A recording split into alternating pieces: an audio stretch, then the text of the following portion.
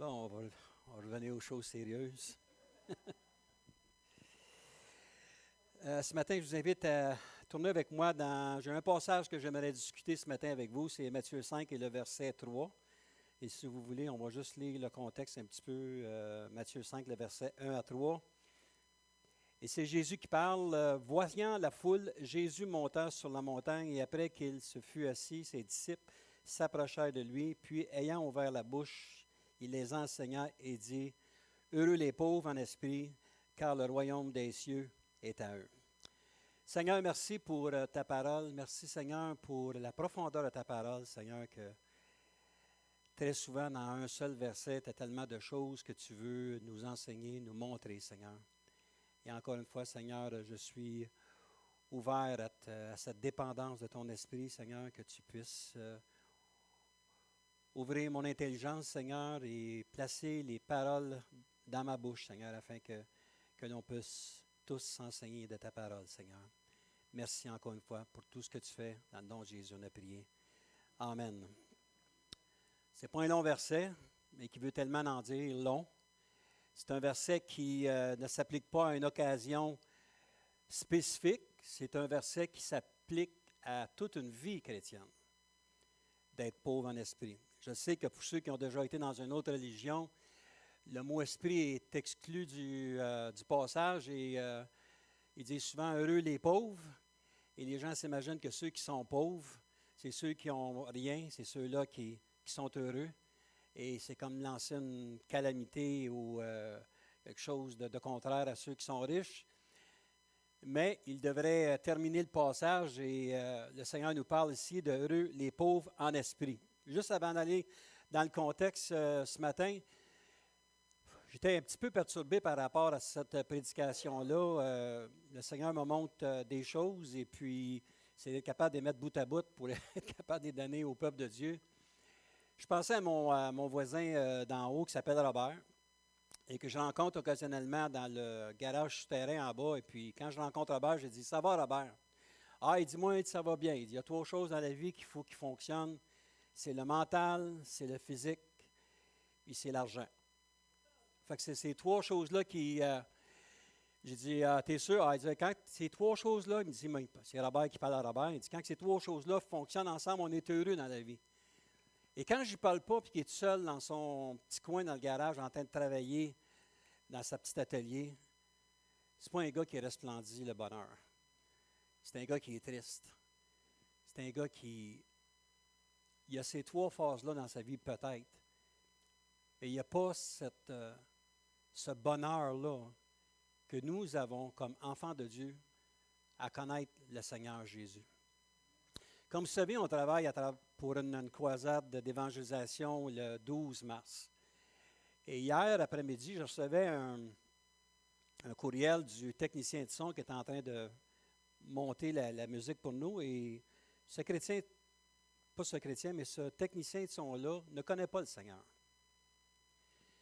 Et lorsque je lisais la fin de son courriel, vous avez trouvé ça intéressant, il m'a parlé d'une chanson que j'ai écrite qui s'appelle « Éternel ». Je ne sais pas comment d'heures qu'il a passé pour essayer de mixer cette chanson-là, mettre la musique à la bonne place. Bertrand et moi l'avons écouté hier quand j'ai eu le show, puis la musique, c'est réellement là. Mais cette personne-là me disait « Salut, c'est rough. » Trois petits points, éternel.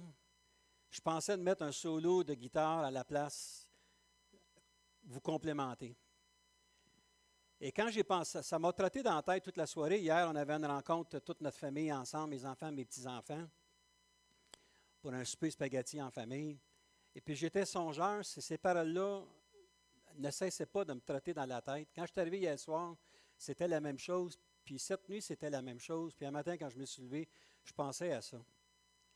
Ce gars-là ne connaît pas le Seigneur.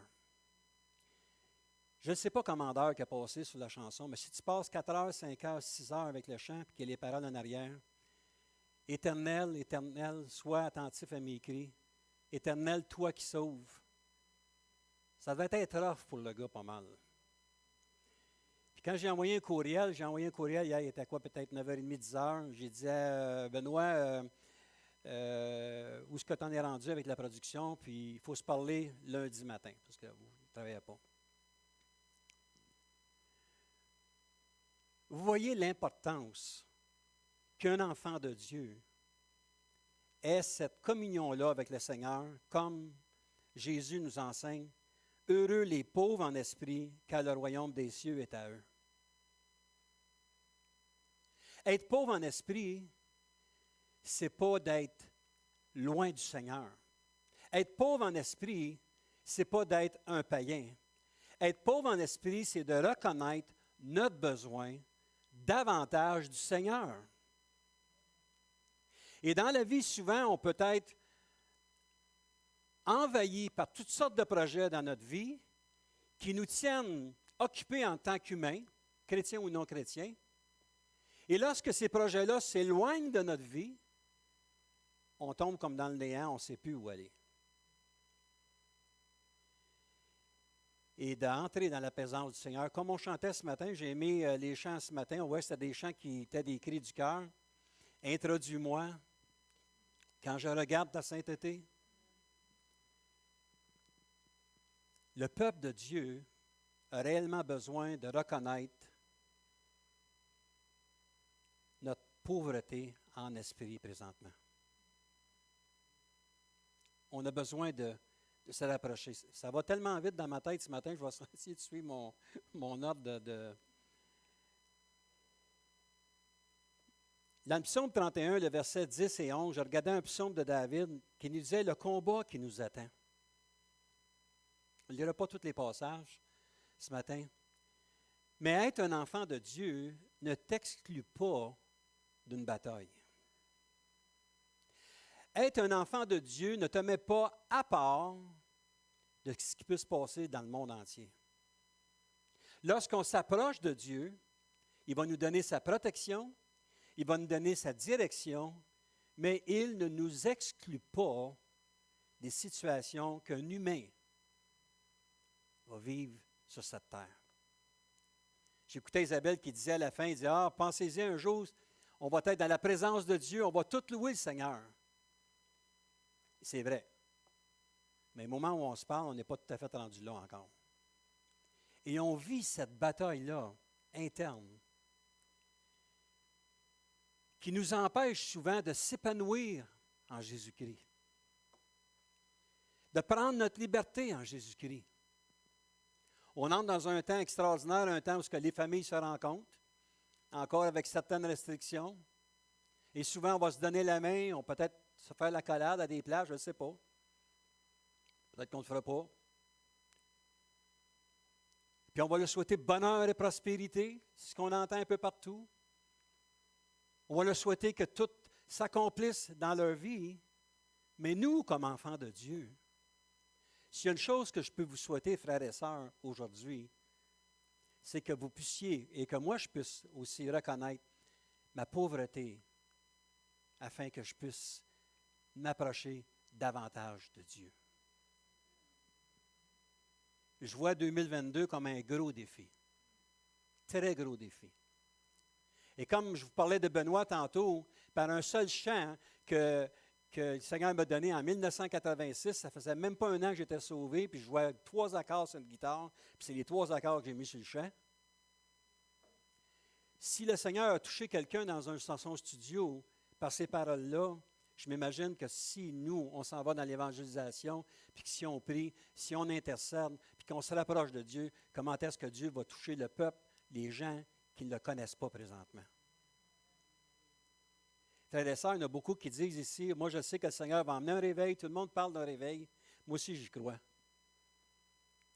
Les temps sont courts, mais c'est le temps, frères et sœurs, de s'approcher de Dieu, afin que ceux qu'on va inviter, ceux qui ne connaissent pas le Seigneur, ceux qui ont connu le Seigneur, qui se sont éloignés pour toutes sortes de raisons, valables ou non valables. Je pense à mes enfants qui ne viennent plus à l'Église parce qu'ils ont été frustrés par rapport à l'Église. Ce n'est pas une raison. C'est parce qu'on est centré sur notre petit moi. Quand tu es centré sur le Seigneur, tout ce qui peut arriver autour, ça te coule sur le dos comme de l'eau coule sur les plumes d'un canard. La même chose. C'est facile de dire c'est à cause d'un, c'est à cause d'un autre. Mais le Seigneur veut qu'on s'approche de lui. Dans le Proverbe 15, le verset 33, « La crainte de l'Éternel enseigne la sagesse et l'humilité précède la gloire. » Donc, ce matin, il y a 5 points que j'aimerais toucher brièvement. J'aimerais qu'on puisse plus passer de temps ce matin pour prier le Seigneur. Premièrement, la pauvreté en esprit est de reconnaître ce qui est du monde et ce qui est de l'esprit. Si on n'est pas proche du Seigneur, si on ne prend pas le temps de lire la parole pour nous autres mêmes, si on ne prend pas le temps de prier le Seigneur, si on n'en prend pas le temps d'être dans une place calme, de dire « Seigneur, parle-moi », souvent on va être confus avec les choses qui sont charnelles et les choses qui sont spirituelles. On pense que c'est de Dieu, mais ce n'est pas le Seigneur. Je lis un livre présentement, c'est une flamme qui me rapproche de l'Esprit de Dieu. Je ne sais pas s'il y en a qui connaissent l'auteur, c'est Chuck Swindoll. Bon, Chuck Swindoll, il faut comprendre que Chuck Swindoll n'était pas dans la dénomination qu'il est présentement. Il était plutôt dans une dénomination qui était moins charismatique que côté pentecôtiste. Et dans son livre, il dit « Toutes ces années, je négligeais la puissance que le Saint-Esprit pouvait nous amener. Pas que je faisais les choses qui étaient mal, pas que je n'enseignais pas la parole de Dieu comme elle doit être enseignée, mais je manquais cette ressource que nous donne le Saint-Esprit pour nous aider à avancer afin que l'on puisse être plus éveillé face aux besoins des gens autour de nous. » Et ça a peut-être 13 ou 14 chapitres, mais j'aime ce livre-là parce que réellement, il place son cœur de choses-là qui disaient, oui, je reconnais que quelqu'un qui donne son cœur à Jésus, il reçoit l'Esprit de Dieu. Mais il y a le baptême de l'Esprit. Il y a la plénitude de l'Esprit. Que beaucoup de gens se mettent une barrière et disent, non, ce n'est pas de Dieu. Ils se limitent à cela. Un jour, j'étais dans une assemblée, dans une de mes assemblées, puis il y a quelqu'un qui avait donné sa vie au Seigneur il y a plusieurs années, puis c'était tout un musicien. Puis je disais, prends ta liberté quand tu diriges la louange. Cette personne-là, ce n'était pas quelqu'un qui parlait, mais c'était tout un musicien.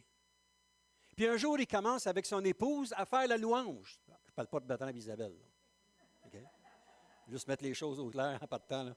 Je parle de quelqu'un d'autre. La pression tombe. Hein? Et il commence à faire la louange. Et sincèrement, là, j'en ai vu des soirées de louange, mais il s'est laissé aller dans la louange, dans la présence de Dieu, comme je n'avais jamais vu quelqu'un louer le Seigneur comme ça. Puis j'étais content, je pleurais de joie parce que je me disais, finalement, il peut goûter à la présence de Dieu. Puis il s'est senti tellement appelé à s'approcher du Seigneur qu'il a reculé, qu'il n'était plus capable. Et aujourd'hui, ce couple-là ne suit plus le Seigneur. Puis il me l'a dit. Il dit, j'ai eu peur. Il dit, j'ai eu peur de m'abandonner à l'Esprit de Dieu. J'ai eu peur de prendre cette liberté-là, que le talent que le Seigneur m'a donné, que je pouvais l'exprimer sur une guitare, puis à chanter les chants de tout son cœur. L'Église était en louange. C'était l'extase complète dans l'Église. Mais il a eu peur de s'abandonner. Posons-nous la question aujourd'hui, à nous qui sommes ici. Avons-nous peur de nous abandonner à la présence de Dieu? Avons-nous peur de laisser le Seigneur prendre les guides de notre vie? Les guides de notre ministère, les guides de notre famille, les guides de l'Église ici, l'Église en général dans le monde aussi. Ce qui est de l'Esprit. Si on veut que le Seigneur nous parle, il faut être mis à part. Ce matin, on chantait « Introduis-moi » lorsqu'on a fait ce chant-là. C'est inspiré du livre d'Ésaïe. Au 6e chapitre. La mission d'Ésaïe qui reçoit un appel de Dieu. l'année de la mort du roi Osias, je vis le Seigneur assis sur un trône très élevé et les pans de sa robe remplissaient le temple. Les séraphins se tenaient au-dessus de lui. Il avait chacun 6 ailes, 2 dont il se couvrait la face, 2 dont il se couvrait les pieds, et 2 dont il se servait pour voler. Ils criaient l'un à l'autre et disaient, « Saint, Saint, Saint est l'Éternel des armées. Toute la terre est pleine de sa gloire. Les portes furent ébranlées dans leur fondement par la voix qui retentissait et la maison se remplit de fumée. » Mais regardez ici au verset 5, le côté humain. « Alors j'ai dit, malheur à moi, je suis perdu, car je suis un homme dont les lèvres sont impures. J'habite au milieu d'un peuple dont les lèvres sont impures, et mes yeux ont vu le roi, l'Éternel des armées. » Mais l'un des séraphins vola vers moi, tenant à la main une pierre ardente qu'il avait prise sur l'autel avec des pincettes. Il en toucha ma bouche et dit, « Ceci a touché tes lèvres, ton iniquité est enlevée et ton péché est expié. » Isaïe, le prophète qui était appelé de Dieu, ne se voyait pas digne de l'appel qu'il recevait de Dieu. Il dit, « Malheur à moi. » Il dit, « J'ai vu la gloire de Dieu. » On veut voir la gloire de Dieu à l'Église. Je pense que depuis 3-4 semaines, on voit de plus en plus l'épanouissement dans la louange dans l'Église. Puis il faut que ça continue à grandir, cet épanouissement-là. Mais lorsqu'on voit la gloire de Dieu, il faut laisser Dieu maintenant venir agir dans notre vie. Et pas de reculer, de dire, « Ouf, Seigneur, je pense que ça va un peu trop loin. » De s'abandonner dans la présence de Dieu. C'est ce à quoi le Seigneur nous demande, de faire une diversion, une séparation entre ce qui est du monde et ce qui est de l'esprit. Et ça demande certains sacrifices. Deuxièmement, pauvre en esprit est de réaliser que nous ne sommes rien sans Dieu. Vous avez beau être le plus grand prédicateur du monde, vous avez beau être le plus grand musicien du monde, le plus grand stratège du monde, le plus grand architecte du monde, sauvé et non sauvé, il n'y a rien que tu peux faire sans Dieu. Dieu permet des choses. Et j'espère d'être capable, d'avoir la force d'être capable de dire ça à mon technicien de son, de dire ces choses-là. Parce que je vois qu'il est troublé.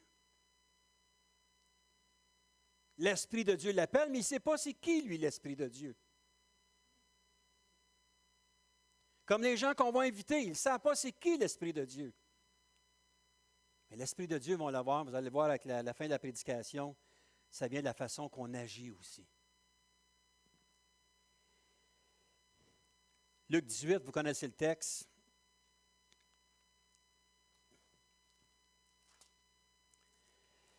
Luc 18, le verset 9 à 14, il dit, cette parabole en vue de certaines personnes se persuadent qu'elles étaient justes et ne faisant aucun cas des autres.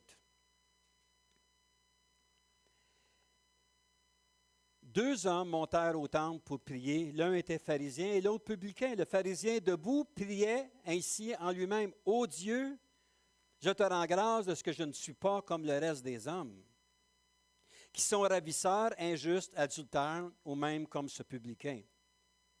Je jeûne 2 fois la semaine.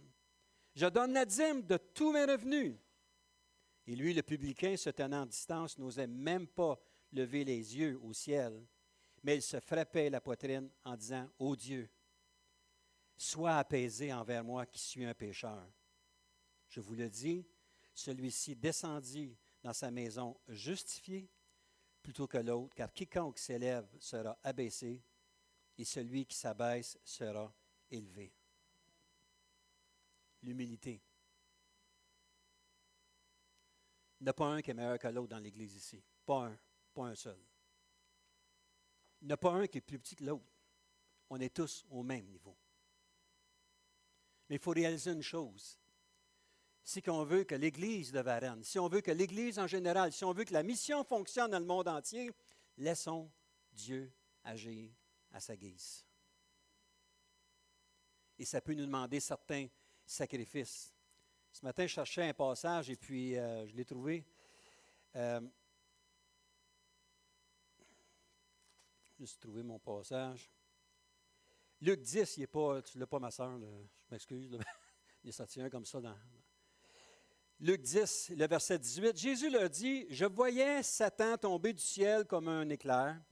Voici, je vous ai donné le pouvoir de marcher sur les serpents et les scorpions et sur toute la puissance de l'ennemi, et rien ne pourra vous nuire. » Mais écoutez bien la mise en garde du Seigneur ici. « Cependant, ne vous réjouissez pas de ce que les esprits vous sont soumis, mais réjouissez-vous de ce que vos noms sont écrits dans les cieux. »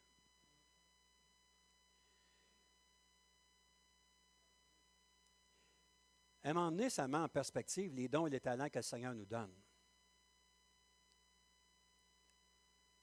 Que ces dons et ces talents sont là pour l'utilité de tout le monde. De ne pas se réjouir de ce qu'on soit bon à la guitare, soit bon au chant, qu'on soit bon prédicateur, ou peu importe le domaine qu'on l'on fait dans la vie. Mais qu'on puisse se réjouir tout le monde ensemble que nos noms sont écrits dans le livre de la vie. C'est la seule réjouissance qu'on peut avoir. Peu importe ce que l'on fait dans la vie. Troisième point, les pauvres en esprit désirent l'unité d'esprit. Dans Acte 2, verset 42, ça nous parle de cela, de comment que les disciples, l'Église primitive était unie en esprit. Moi, je continue à dire que lorsque le Saint-Esprit a été descendu sur la chambre haute, avant que l'Esprit soit descendu en puissance sur la chambre haute, il a fallu que ceux qui étaient dans la chambre haute puissent commencer à vivre et à marcher en unité. Il doit certainement avoir eu des pardons qui se sont faits là. La Bible ne nous le dit pas. Mais l'Esprit de Dieu n'est pas répandu dans un endroit où l'unité n'est pas présente. L'Esprit de Dieu réside au milieu d'une assemblée, au milieu d'un groupe qui sont unis spirituellement. Pas parfaits, mais unis spirituellement, c'est-à-dire que les défauts d'un et de l'autre sont mis de côté et qu'on regarde, comme on a chanté ce matin, lorsque je regarde à ta sainteté. Et lorsqu'on regarde à la sainteté de Dieu, mais on se sent petit un peu. On se sent faible. On peut se sentir des fois même, excusez-moi le terme, sale. Qu'on a besoin d'être purifié. Éphésiens 4 et le verset 3, « Vous efforçant de conserver l'unité de l'esprit par le lien de la paix. » La paix par l'esprit. Si vous ressentez la paix lorsque vous venez à l'Église, c'est parce qu'on est unis en esprit, parce que le Seigneur n'emmène pas la discorde. Je dirais même que le Seigneur, pendant toutes les situations qu'on a tous vécues dans la semaine, bonnes et moins bonnes, ils emmènent ça dans un lieu le dimanche matin. Il répand son esprit sur l'assemblée et soudainement, la paix de Dieu se ressent, j'espère en tout cas. Et lorsque nous sortons le dimanche après l'assemblée, on devrait être bon pour faire 3-4 jours encore, jusqu'à temps que la prochaine réunion. Éphésiens 4, le verset 13, « Jusqu'à ce que nous soyons tous parvenus à l'unité de la foi et de la connaissance du Fils de Dieu. » 1 Pierre 3, le verset 8 et 9, nous dit, « Soyez tous animés des mêmes pensées, des mêmes sentiments, pleins d'amour fraternel. »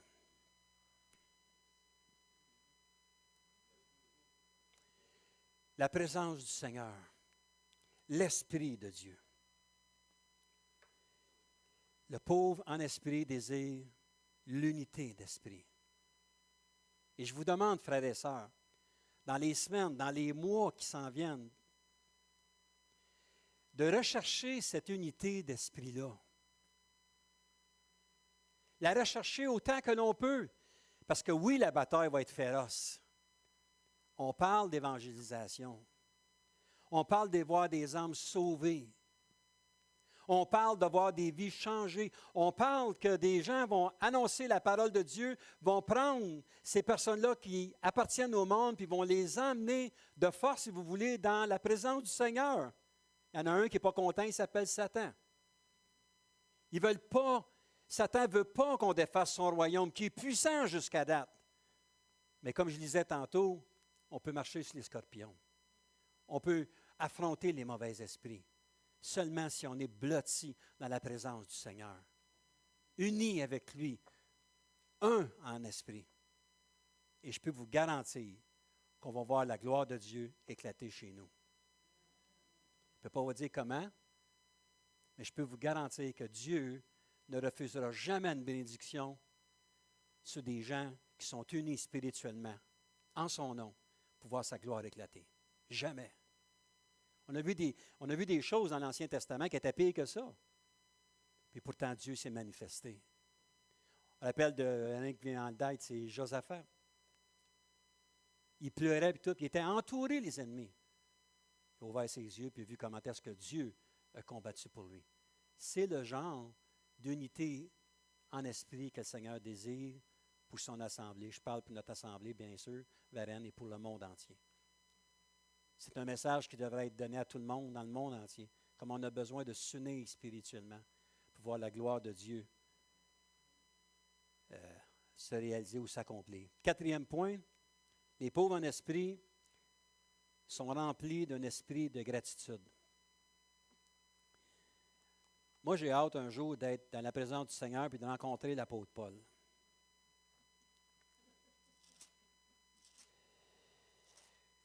De voir comment est-ce que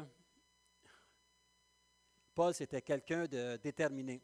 Et si vous tournez avec moi dans 1 Corinthiens 13, verset 1, « Quand je parlerai les langues des hommes et des anges, si je n'ai pas la charité, je suis un airain qui résonne ou une cymbale qui retentit. »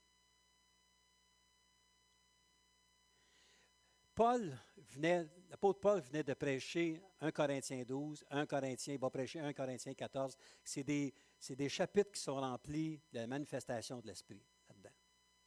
C'est comme s'il avait fait une parenthèse à la fin de 1 Corinthiens 12, puis de dire, il y a les dons, les dons, les dons. Il leur disait, écoutez, c'est beau les gens de Corinthe.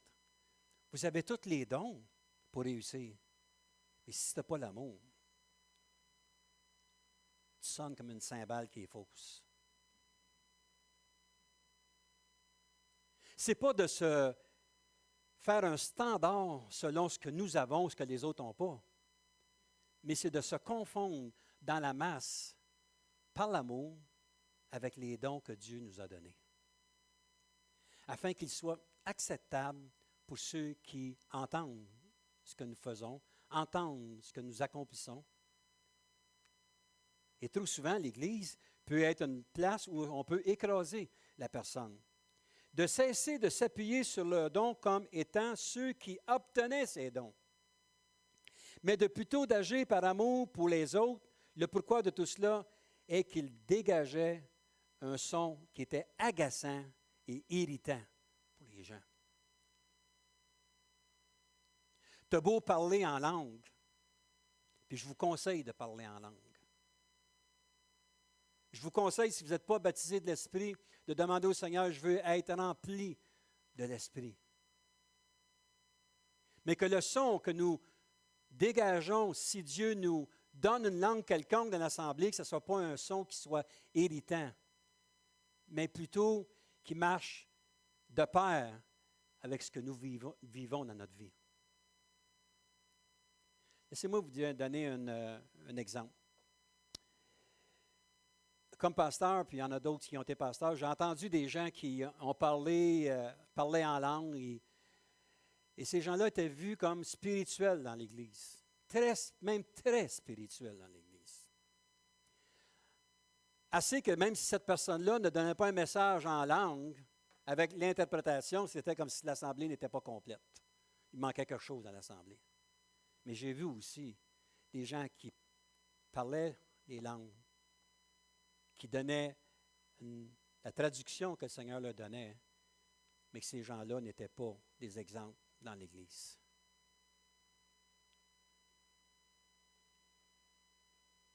Des gens qui abusaient leur épouse, leurs enfants. Frères et sœurs, soyons ouverts à ce que le Seigneur veut nous donner.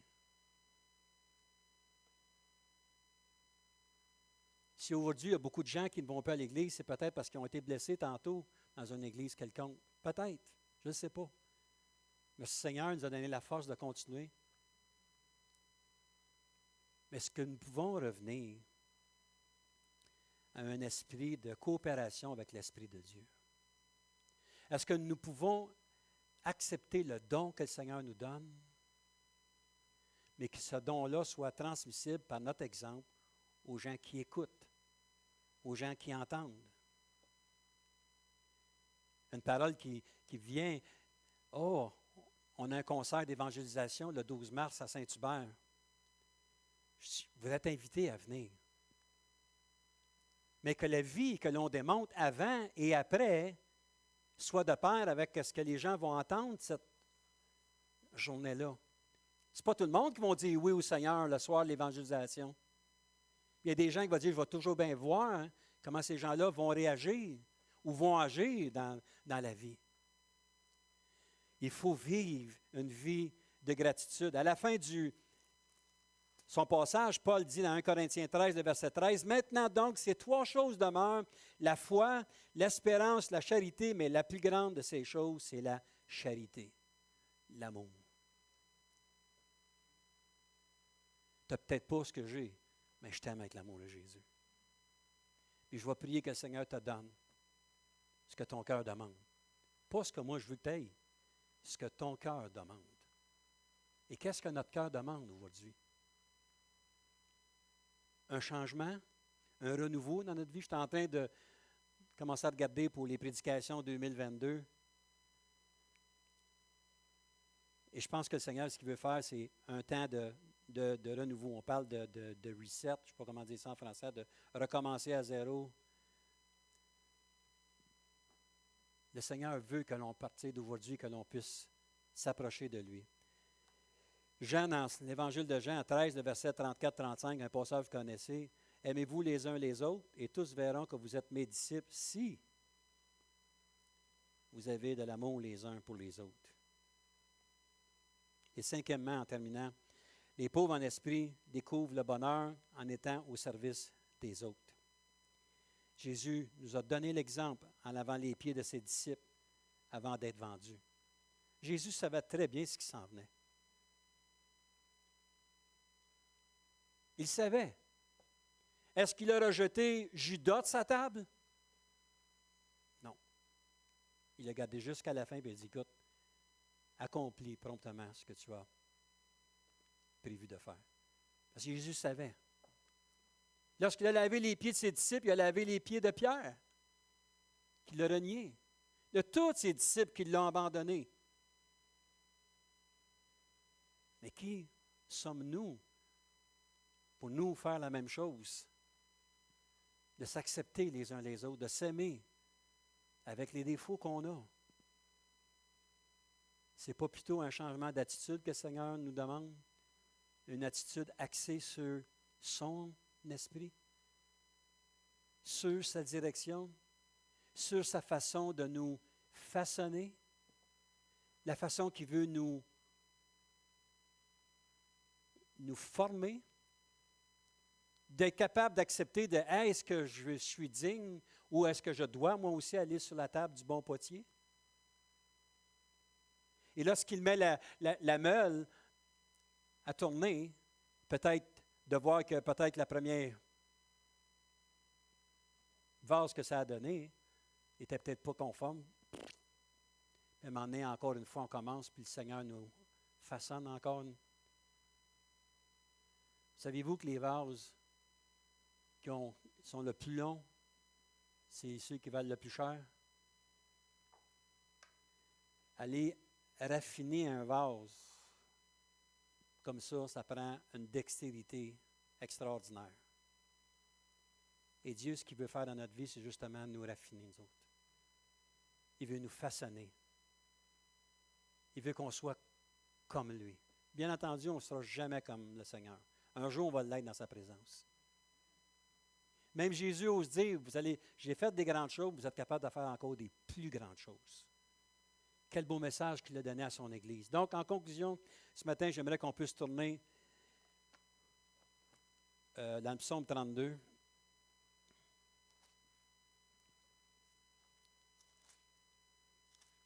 Et j'aimerais demander à Bertrand pour venir chanter « Introduis-moi ». Le psaume 32.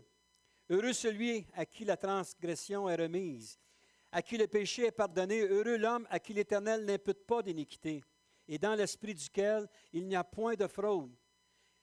Tant que je me suis tu, mes os se consumaient, je gémissais toute la journée, car nuit et jour, ta main s'apesantissait sur moi. Ma vigueur n'était plus que sécheresse comme de l'été. Donc, pause ici, ça veut dire quand je me suis tu, c'est-à-dire que lorsqu'on veut être en unité avec l'Esprit de Dieu, il faut apprendre à se taire,